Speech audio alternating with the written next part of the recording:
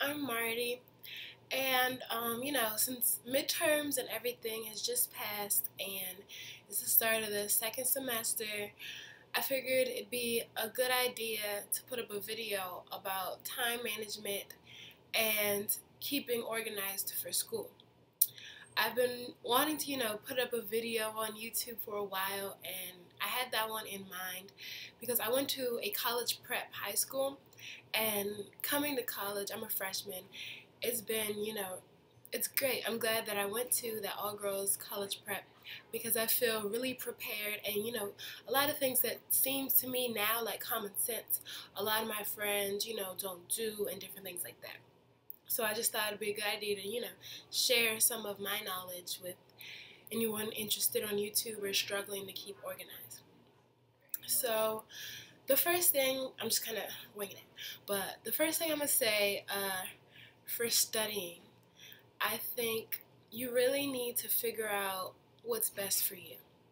So if flashcards work for you, do flashcards. But if not, don't sit there and, write all the terms on the flashcards because at the end of the day, it's not going to do anything. When you have flashcards or you're just writing things down or saying it over and over again, that's just rote memorization. And at the end of the day, rote memorization, you might know it for the test tomorrow, but after a week, that's gone. That's nothing. So I suggest that you need to find creative ways that you yourself really can encode information and know it, not just for the test, but for the rest of the school year, for your life, because some of this stuff, believe it or not, is actually important. That's kind of why we're in school. But me personally, okay, so for classes that are reading classes, like textbook classes or read this book by the end of the month kind of classes, this is what I do. So if I have, I'm a psychology major. So, we would have by the end of this month, we're going to have a test on chapters 3 through 7 or something. Some people out of my friends would be like, you know what, I'm not reading that. Whatever the teacher's saying that in class, that's great.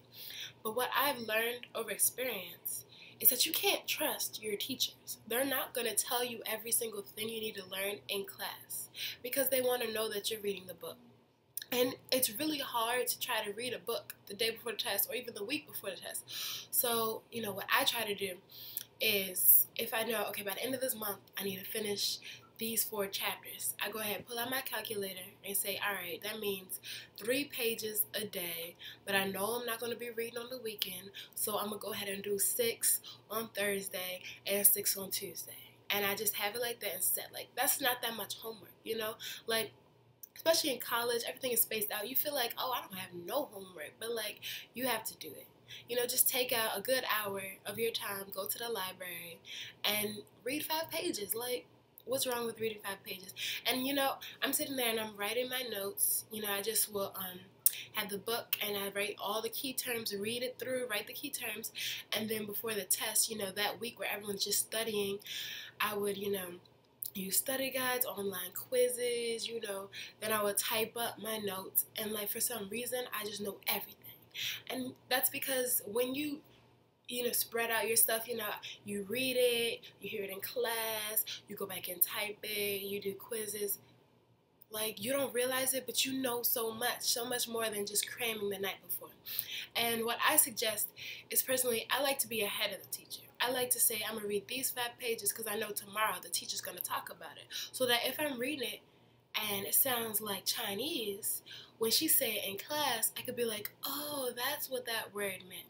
This is for, I understand now. Because if you're behind the teacher, it might as well be no point in reading. So when you have textbook classes that means you read this for this test, I suggest to spread it out, read a few pages a day. You know your schedule. If you have to go to a party tomorrow, you need to read double this day. Whatever works for you. This is on you. So that's what I suggest for textbook classes. Sorry, I ramble. Other type of classes is writing classes. So last year I took creative writing, English, basically English class. And, my teacher for this past semester, I thought she was really great. because what she had us do is first she would say, write a formal outline. So that means bullet thesis, bullet points for all your topic sentences, and then a bullet under each of that. No conclusion paragraph, no intro paragraph. It's just bullet points. And you know, bullet points are my friend. I don't know about you, but like I could write out some bullet points in any minute. But when it comes to like, okay, write this essay, I'm like, ah. So first we do a formal outline.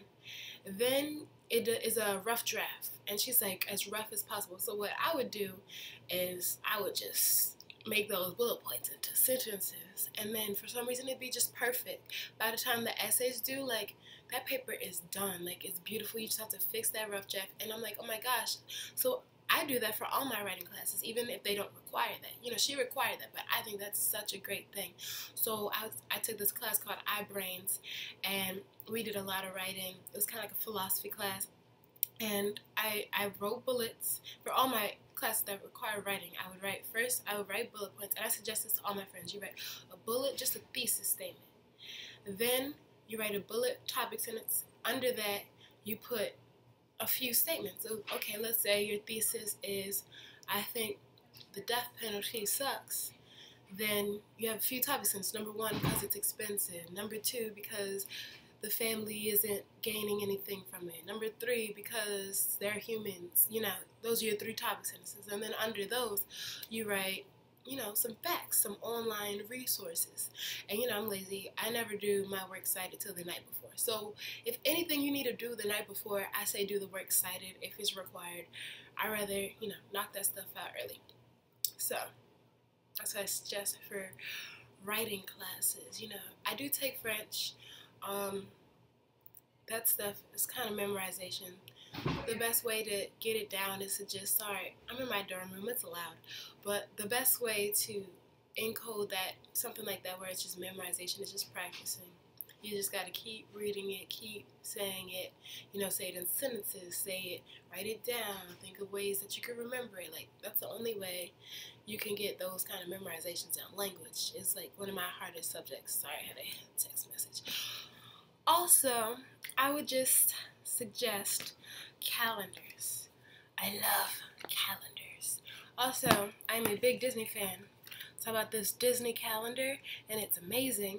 And each month gives me a different Disney princess, which is also amazing, because Disney princesses rock, and I'd like to think that I am my own Disney princess. But yes. So this I just put up, you know, because it's pretty, and I want to just know what day it is or whatever. But this baby is life right here. You see what this is? Not only does it have the month, so you know, it's kind of write up everything. So it has my monthlies, but it also gives me the big, you know, spaces in the back so I can write my homework or whatever each day kind of thing. So for these, and it gives me some little inspirational things here, which is cute. I like my things cute. So right here, if you can see, it gives you room to, I can write my homework for the day, and then around the front, you know, I just write everything, you know, Valentine's Day. This is my February. I had a lot in February. I was in a fashion show, and you know, since I'm natural, I write hair wash day and flat iron day, because I'm trying to only wash my hair once, straighten my hair once a month. So that's been my new challenge. And so calendars are life. Make sure you spend time doing everything. Make time for everything. If you need to put it all on the calendar, do it. I like to, don't say, okay, I have to study all day. Like, relax. If you're religious, go to church for a little while, you know, get your little relaxation time. Go to the gym, relieve some stress, eat a little snack, and then come back to learning. Because you just need to relax yourself, you know, just get in the mood and just go to the library when you feel like you need to get some work done. Because me being in my room, you see this, I got my blanket, I'm comfortable, I'm about to take a nap. But if I'm in a library, it's nothing for me to do but look at books, or maybe, you know, why not just open one, you know? I feel like I get more work done if I'm just sitting in the library, you know? So that's what I suggest. And most importantly, relax. Go with the flow, don't stress.